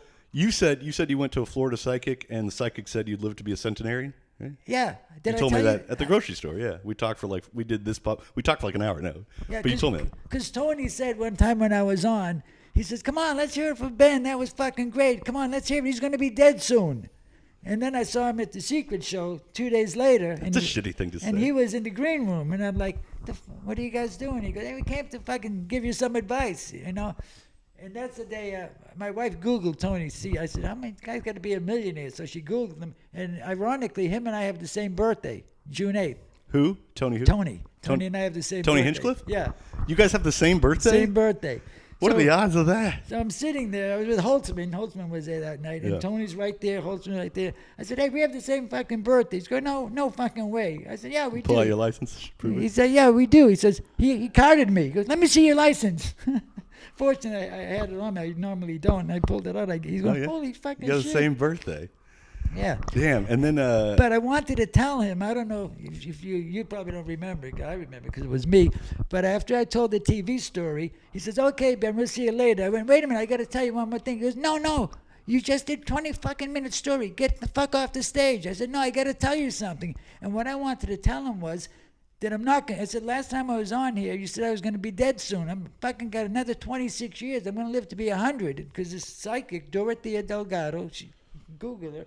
In Florida. She's legit, Key West, Florida. You have to go to her living room to get a reading. She doesn't travel. You got to actually go to Key West to get a reading. And back then in 2005, my mother-in-law made some money in the stock market, so she brought us all to Key West for Christmas. And as a Christmas gift, she got us all a reading. That's awesome. $500 for a 1 hour reading. Wow. Per person? Yeah, per person. This psychic is clean up. She's like, oh, she was Ronald Reagan's personal psychic. Oh, Reagan would helicopter and Nancy her. had a psychic, right? Yeah, the astrology her, lady? Dorothea Delgado. You went to Reagan's... Psychic, yeah. Dude, you are Forrest Gump. That's fucking Dorothy. She's still You're Forrest active. Gump? Yeah. She's still doing it? How old is she? I just Googled it a few days ago. What is she, 180 years old? How old is she? Probably 70. She's your age? She'll know when she's dead. She'll be like, I got 2 more years. She knows, yeah. She's like, like, she knew I'm good. everything. She talked I'm psychic. I about know the day. Yeah. I mean, that's gonna be weird if you really are psychic and you know the day you're gonna die. Do you think you just accept it more? You're like, November 28th. Well, and then you're like a day off. You're like, I guess I wasn't that psychic. She was very accurate. She even talked about my friend Jack, who died in 1999. And Rest she in said, peace. she goes, I see this guy, Jack. She didn't know his name. She goes, I see this guy. He has dark hair. He's got your build, and he's standing there laughing at you. And he's got a big black German Shepherd next to him. I'm going, holy shit, that's Jack and his dog King. And he said, if you don't stop doing what you're doing, because I was still using heroin in 2005. I didn't get clean till 2007. And he's like, she says, if you don't stop doing what you're doing, you're going to end up dead like him. So she knew I was a junkie, apparently, you know. Whoa. And she knew my parents. She goes, your parents are fine. They're up in wherever they are. They're watching you and watching you. And she was all right on So about everything. she believed in heaven. I mean, or an afterlife, Well, she obviously. didn't say, yeah, Afterlife. She didn't say heaven. Yeah, you don't want to. The bard. But as I was leaving, I was literally in the doorway. She goes, oh, yeah, by the way, you're going to live to be a centurion. And then I went, whoa, what do you mean I'm going to live? You mean I'm going to live to be Centenarian? 100? A centenarian? Yeah, a centurion. Centurion. Centurion, she said. Oh, But maybe- I thought centenarian. Centurion are like the guards. And That's what I thought, but I Fucking think she Odyssey said and shit. centurion. I think it means Same thing? 300, yeah. Okay. I said, you know, Dorothea, you were right on about everything. I said, but I find that hard to believe. I said, I've had Dude, you've hepatitis- survived 30 years of heroin. I don't find it hard to believe you're going to live to be 190. I had hepatitis C at the time. I got it when I was 19 damn. because all 8 of us shared the same freaking needle the first time. Yeah, we you did don't it. wanna waste And them. all 8 of us got it. Well, they had syringes. They didn't even have syringes. We had to go get an eye drop at a drugstore. Then we had to get a needle from a hospital. We had to go to You had a to make a hospital syringe? emergency room. Oh, they didn't have the disposable syringes? No, we made them out of eyedroppers. We called them bippies. I don't know why. Yeah. And they registered automatically. As soon as they hit your vein, the blood popped in there, and it looked like a rose. It was actually yeah. beautiful. And we go, oh, Sounds beautiful. we were so Oh, sick. We were yeah. like, oh, look at that fucking rose. You know? I bet it looks, like that But looks it was really like beautiful. trippy. Fucking Like Dexter. so Remember pretty. Dexter, the blood, how they showed? Yeah. I love that movie, Dexter. But anyway, I forget what's in. You're going to be a centenarian. And Yeah, this is so what you were she's- trying to say, because I remember this. I've watched it. And this is what the last thing you're trying to get out. And Tony was like, we're going to get the guys to Yeah, kick your teeth in. He said, get I'm off going the to get stage. security to come and choke you out. We're going to get security guys And to get that's you when off I stage. got off because I know those guys, and they're And all fucking cage they wouldn't fighters. do that to you. You're Well, I 74. don't think they would, 'cause and you've they never don't- even they been in a like me. fight. They can't hit a Yeah, You've never yeah. even. Well, there's one guy, Sean. He's a nice guy. Yeah. He's a blind. One of those guys lives here, right? Adam. Adam. Yeah, Yeah. shout out. He's And a nice they- guy. All the guys with those little Cauliflower curly cute ears. things in their ear. Yeah. No, it's a microphone. Oh, yeah. They all got, and they're all Like the MMA CIA, fighters. the what's it called? The surveillance. Yeah, they got the Yeah, and they're all literally Joe's friends. Yeah, and they they're can- all, and they could Brazilian kick your ass. jiu-jitsu. They They're could- Brazilian jiu-jitsu guys. Yeah, they could choke you out. Oh, and yeah. They wouldn't do that to you. You're just a nice- They could choke me out and carry me off stage. You know. Yeah. But I just wanted that you to be able to say here. All you wanted to say was a psychic told. All you wanted to tell him was the boring fact that Reagan's personal psychic said you'd live to be 100. Yeah, I just yeah. wanted- You don't want to say that on a I podcast. wasn't How going to boring. mention Reagan. I just wanted to say I'm not going to be fucking dead soon. I actually Yeah, said that you to fucking him. asshole. I met him in Mitzi's one night. Who? Tony. Well, Tony you- Red Bear and all But those- you met him. What was this before or after you were on? Oh, after. This was after I'd been on like twice. This Right. was after the time he said, let's hear it for Ben. He's going to be dead soon. And I saw him and I said, hey, he said I was going to be fucking dead soon. And he's going, no, it's a fucking joke, Ben. And relax. And I said, yeah, but I'm not going to be dead. I don't know what happened, but I never got it out. I never got to tell him, So then I was on stage and I was going to tell him, and he's going to get the fuck off the stage. You've been on, Just yeah. till the 20 Ben, you've been on 25 minutes. Get the Yeah, fuck get out of the here. fuck- I'm Yeah. gonna have It'd be someone funny choke if you outlive Tony. It's like you're saying that stuff, and it's like, you know what? You're dead now. Go to his grave. Yeah. Who's laughing now, asshole? All my You've been rallied. Yeah. I have no friends. He that laughed are him. all fucking dead. We have the same birthday, but not the same death day. Yeah. Fuck you. Nah, you're all right. You're a good guy. No, you wouldn't do that. Tony is nice. No, he's just playing the role. It's like wrestling. He's, Yeah, I actually and you had been on stage for a while, but he might not have known the last thing you were going to say was so interesting, and he might have thought it might have turned to another story. I get it. Yeah, I understand. yeah. And he's got a show. He's probably getting something in his ear of like, yeah. let's move. There's probably someone texting him like, let's keep it moving. I really like the guy. He's Yeah. really, No, he's playing He he's gave me playing his role. advice and he helped me in the green room. He would say, "Man, listen, you fuck it. You're 73 years old. Yeah. You got to tell the world all the crazy shit you did." And he's right. What do I care? That's great. Anyone Yeah. I fucking know, they're all dead. All my friends. Literally, I don't have any friends. The last one just fucking died. Well, you got two new friends right here. Oh yeah, And no, all my friends are your age. Yeah, I talked to him when he got canceled for the first time. He's got a couple of, but the first time canceled, he's bigger than ever. But Peng Dang, when that happened, the show was suspended. Antone's was like, we don't want the show here. Great decision, guys. You really made the right choice. So he was kind of a man without a home, and he was in his car, his Corvette or whatever, at the creek in the cave, smoking a cigarette with Rebecca, the owner. And they were talking, and I had to talk to Rebecca about something. I used to do a little work for her, running the board and whatnot. And I was there. It was like a Sunday night, and he was just, it was like a different person. He was like, man, I mean, he was just kind of smoking, like kind of like, I don't know. He's like, I don't know what's gonna happen. No, he was just like, I don't know what's gonna happen. He's like, I'm kind of floating around, and he was really like, just kind of like sweet feet swept, like the rug pulled out from under him. And I said something like, because then it started coming out that the unedited video was already out of Ari was like, hey, here's the whole story. He'd been doing these jokes with Tony for weeks. He knew they were coming. He wasn't shocked. You know what I mean? Pang dang. He knew this is coming. They've been doing it forever. And then you watch the whole video, and Tony's like, wouldn't it be crazy if I was that racist? So then he's like, making it like, obviously I'm kidding. But the guy cut it so short because his friends pressured him. Pang Dang's friends were like, it's Asian Awareness Month, you have to post it. They kind of pressured him to do it and thought it'd be a good idea. But then Ari's like, that's bullshit. Look at the whole video. And Tony's like walking it back like, wouldn't it be hilarious if I was really that racist? Because that's the whole thing. It's like, clearly I'm joking. Obviously, it's a comedy show. And then it made Pang look like you just like the news, you edited this to look selective. And but even though that had come out, Tony still hadn't got Vulcan yet. So even though people knew the whole context with the whole uncut set, he was still didn't have a place to do the show. So he was talking to Rebecca, and I was just like, that just reminds me of like COVID. Like you had this narrative, and then the whole truth comes out, and it's like, oh, like it reminded me of the Wuhan. I told him this. I said it reminded me of the Wuhan lab. Like, first you were like, you're crazy. That's a conspiracy. And then as you learn more, it's like, oh, this is all bullshit. The narrative's all bullshit, and he's like, and he goes, yes. Like, because once you know the context, it's like, oh, this is a narrative you're trying to sell us. And then once you learn all the information, you're like, oh, I was being played. They knew the whole time it was probably Wuhan. The emails came out. That's what I was talking to about. Like the Fauci emails, like, don't mention Wuhan. Like they knew from the get-go that this was most likely. But they're like, that narrative, it'll mess us up with China. We don't want to blame, let's just say the bad thing because we don't want to step on toes. And we funded the just like the CIA funded the Haight-Ashbury. We funded the lab. And so it's like, we don't want to look bad because our funding indirectly went to it. So, egg on our face too, so they're like, let's just say the bad thing, which sounds more racist. A lot of people said that too.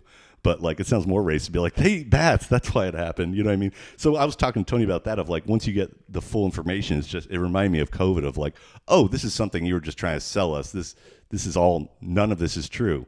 Just like the Manson chaos, Bugliosi, just like, what was Bugliosi's book we were talking about? Helter Skelter. Helter Skelter. That was all bullshit. You listen to Chaos.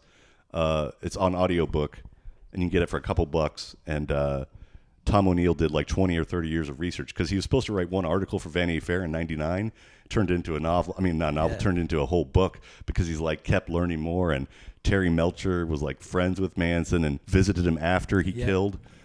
After the killing, he visited them and begged Manson not to kill him. And it's just and then Manson was going to be a recording artist for Terry's label, but Terry's mom was Doris Day, and she's like, I'm not having that fucking. I'm Doris Day. I can't have this fucking dirty hippie on my label. So then they canceled the deal. They were going to record him because he was friends with the Beach Boys drummer. Brian, Dennis Wilson. Yeah. He lived at his house, and then Dennis Wilson had to move out because they took over the house and they were stinky and wouldn't leave. Because first he's like, hell yeah, all these girls with swastika on their head and they're blowing me. This is great, best blowjob I've ever had. And then he's like, I gotta get out of here. I'm not. These people are fucking nuts. So he just abandoned the house in Malibu or moved to Malibu, whatever it was, and he just left. He's like, take it, left the keys, I'm out. And anyway, it just. You got to listen to Chaos by Tom O'Neill because I'm definitely it was one article that just turned into like he just kept learning more and more, and he just found out the Helter Skelter narrative was all bullshit, and Bugliosi was threatening him to sue him, and it's like, dude, I mean, I'm just talking to the real people. This is all you just created this because you wanted to sell books and like make it something it wasn't, Yeah, he did. It was a bestseller and all. Yeah, and some people still think it's true, and it's like Tom O'Neill's like, oh, that was complete bullshit. Like he just connected things that were totally, and just like, yeah. How long have you been in Austin now? A year and a half. I got here May 16th in 2024, and then I got on Kill Tony June 24th, like a month later. And you still sign up every Monday?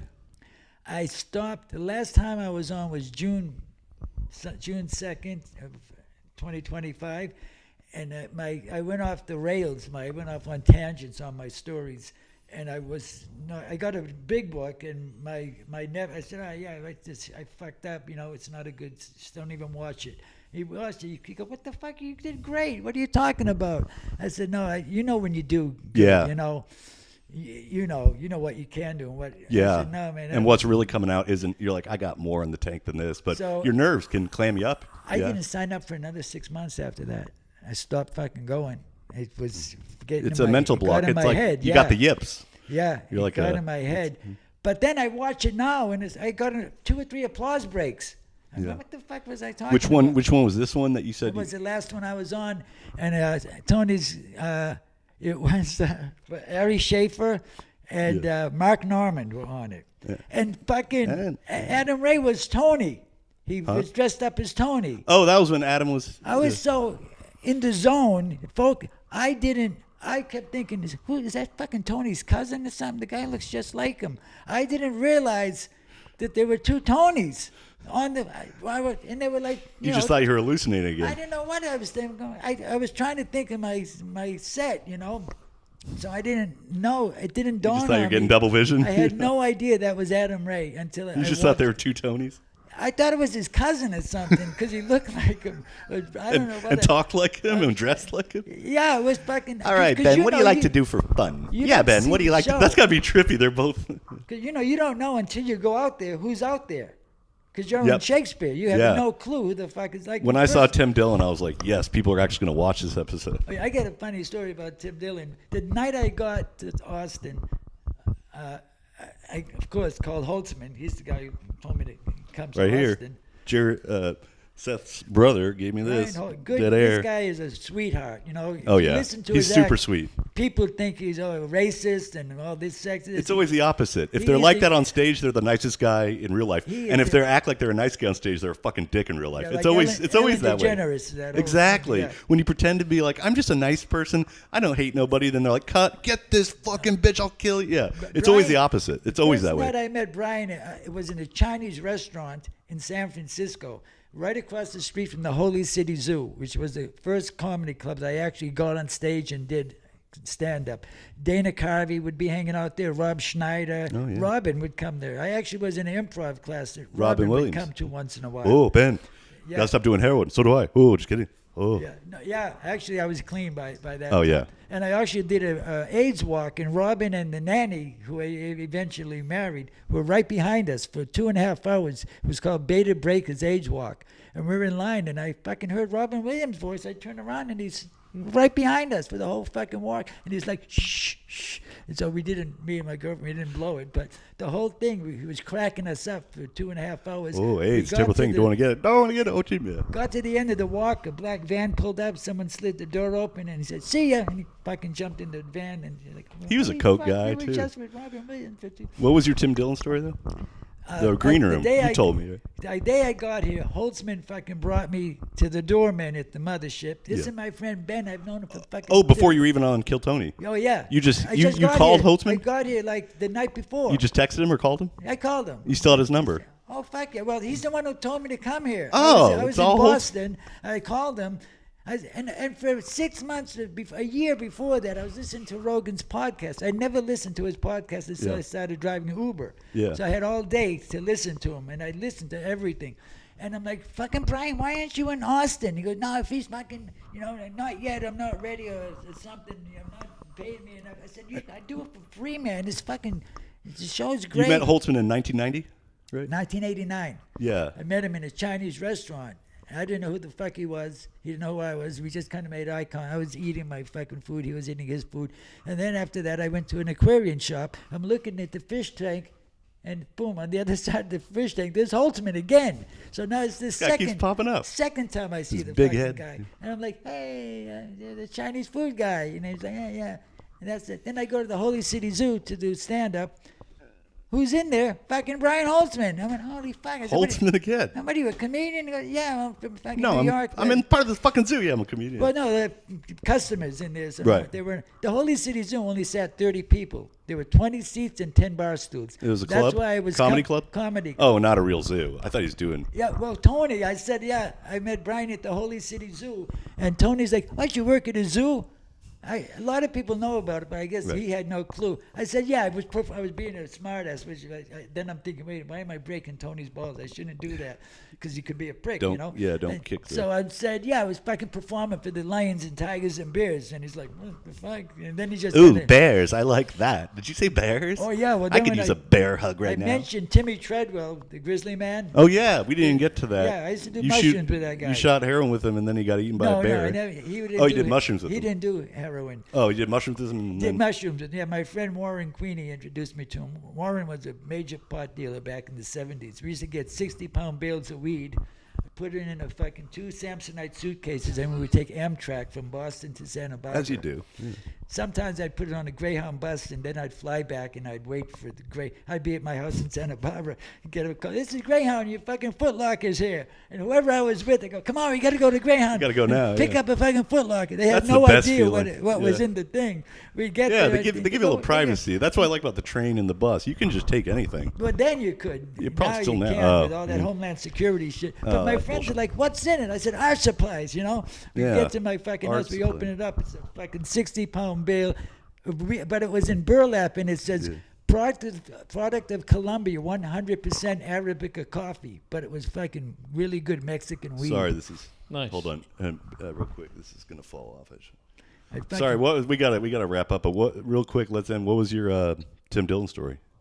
Oh, The green- we keep- so I'm in the green room with Holtzman, and Tim Dillon's sleeping on the couch. Yeah. I didn't know who Tim Dillon was. That's how out of the comedy scene I was. I had no idea who Tim Dillon was.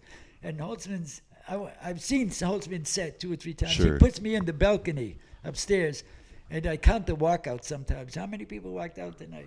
People, Brian don't like it when you say, next time I see a fat chick at the fucking gym, I'm going to rape that bitch. I said, a bunch of people get up and leave when you say that shit. Yeah. He's like, Yeah, that'll do it. I never raped anybody. He says it on stage. I don't even have a knife. He opens his jacket. Oh, okay. I know his, Yeah. I know He's his a good act guy. by heart. Yeah. Anyway, he says, look, instead of seeing me tonight, you want to see Tim Dillon.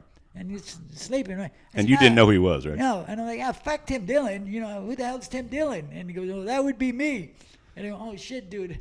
I'm right here, Ben. I didn't know. Ben, you're good. I like you, but I apologize. I'm sleepy. He said, no, I I get need it." my beauty You know, rest. and that was my meeting of Tim Dillon. he laughed, all right, Tim. He said, Oh "Fuck yeah, you." yeah, he cracked up. And I'm then Tim Dillon. He brought me to the creek in the cave. He introduced me to Rebecca. Rebecca, this is my friend Ben. Don't fucking break his balls. If he wants to come in, give him. You know, it was really fucking. Oh, cool. Tim did that? No, Brian. Oh, did. Brian. Brian. Okay. He brought me to the Vulcan. He introduced me to the door guys. This is my friend Ben. Don't fucking charge him to get in. You know, he fucking really took care of me, man. Holtzman rules. Yeah, he's a good guy. I have lunch with him at least, once every month or well, I haven't seen him for a few times. Well, he's been in L.A. for a long time. Yeah. But yeah, he's a good guy, Brian. He's a true friend. You know, you only have. My father said this when I was in my 30s. At the end of your life, you can count your best friends on one hand, Yeah. and he's right. I can count him in this room. But yeah, yeah. I only have a couple friends, less than a handful, yeah, maybe like you 4. You meet a lot of people. But Yeah, you they know, fade away, they get people that you families, stay in they touch with die. for 30 years. You know. So he's one of your close friends. Oh, Yeah, you gotta. That's the most important thing. You gotta stay close. Yeah. That's the only thing that matters, you know. Yeah, there's another friend of mine, Mickey Joseph. He was a comedian, but now he paints. I said, man, you can paint. I gave him some of we were painting at my house. The guy's a great fucking artist. He stopped doing comedy.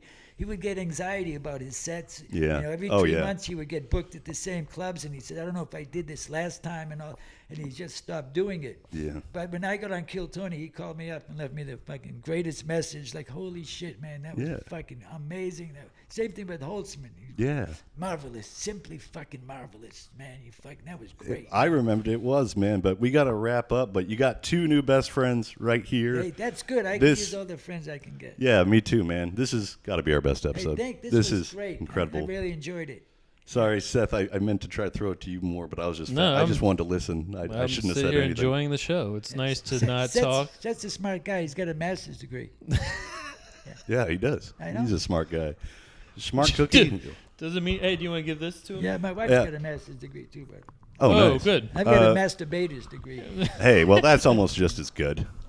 Ben, we got you a gift because I know you didn't get a golden ticket on Kill Tony, which is crazy. You're the most entertaining person. So I got you the golden mug. Hey. Black gold Texas mug. I found it today at Goodwill, but it said I was looking for a real gold one. I was going to spray paint it, and then I saw this one. It just said gold, black gold Texas tea. I thought that's perfect. So this is yours. Just the fact that you went through that thought process is well, it costs $279. God bless you, brother. Yeah, and it's cool. That golden mug, Ben. That means you can come back anytime you want. Hey, anytime. Anytime you want to be our third mic. I got a anytime you're free. Stories, really. I mean, that's why we wanted to stop now. We don't want to give. You don't want to. You can't give away the horse. This is only first base. This is only first base. Yeah, you don't want to. Was it why buy the cow when you get the milk for free? We don't want to give away free milk. So we want you to come back. So we want the people wanting more. But this was God damn, dude. I am wired up. I'm jacked up. I feel like I did a speedball. Good vibes. Good vibes. Yeah, good vibes. Yeah. Seriously. Yeah. I'm big on vibes. As soon as I walked in, I got good vibes. Good. Well, they're gonna. Sat there and he's good. I'm feeling the vibes too. You got anything else to say? Painter. Do you got anything to plug? Any sets you're doing? Anything coming up? No, I gotta. I fucking tend to isolate. I'm not in any of these cliques, and plus I'm fucking 73. All these guys are fucking in their 25. Yeah, fuck them. They're boring. But I gotta get out to open mics because I have so much material, and I end up telling it to writers in Uber. And they're writing it down, being like, "I got a fucking screenplay here." And it works. They laugh, but I gotta get on stage. I think open mics. You need to get out. I gotta do it too, man. I gotta get back. I've been working a lot, but now I had today off and tomorrow. If I might go try to sign for the open mic tomorrow, I've got to work out. I might sign for Kill Tony. Fuck it, dude. Life is short. Yeah. You got to take it by the balls. That's why every time I don't do it, I regret it on Mondays because I watch the show and I see somebody just eating shit. And I'm like, I could do better than that guy. And it's like, well, he had the balls to sign up. So it's like, it's one of those things like the only way out is through. You got to do it. You have to. And it's like, yeah, you're scared. But then when it goes well, you're like, I'm glad I signed up, so. Yeah. And you can't judge yourself by other people's success because that will drive you nuts, No, and you just got to do your best and hopefully the nerves get out of your way. And but like, I've seen people that try to redeem themselves and it gets worse and worse. It's not like I kind of wish I never did again after Tim Dillon. I'm like, I should just get out on a high note. It's like gambling. Like I'll take my chips and leave, thank you. But then you do bad and you're like, oh, I got to get on it. It's like the sunk cost fallacy. You're like, I got to get on again to do better because I did bad last time. Then you do worse, and now you're just desperate. So it's just like this. It's like the yips. Yeah, you can't. I know. If I have a bad set, I'm depressed until I get on stage and redeem myself. Yep. Yeah. And then you're like, oh, I could do even better. Now I'm on a hot streak. It's just like gambling. Well, now I'm hot. I got to keep playing. It's just a different kind of drug. It is. And you're sober now, so it's not going to kill me. Yeah, and it's good for you. Even when you bomb, it's like, well. Like when I bombed the last time I was on, it's like, well, I went through that. It's not the end of the world, So it's like, it happens. Yeah, you gotta take it loose. You gotta fail you gotta laugh. to be successful. You gotta have a few. If I had failed the very first time I was on stage, I probably would have never gone back. Yeah. But fortunately, it worked because I had the same fucking 3 minutes for 10 years. Yeah. Seriously. I've had the same 3 minutes for 10 years too. But let's wrap it up, Ben. It was a pleasure. It was so awesome. Let's do it again anytime you want. Yeah. You got the golden mug anytime you want, bro. Thanks, Ben. Tell us more stories. Okay. All right. Bye, everybody. God bless you guys. God bless you.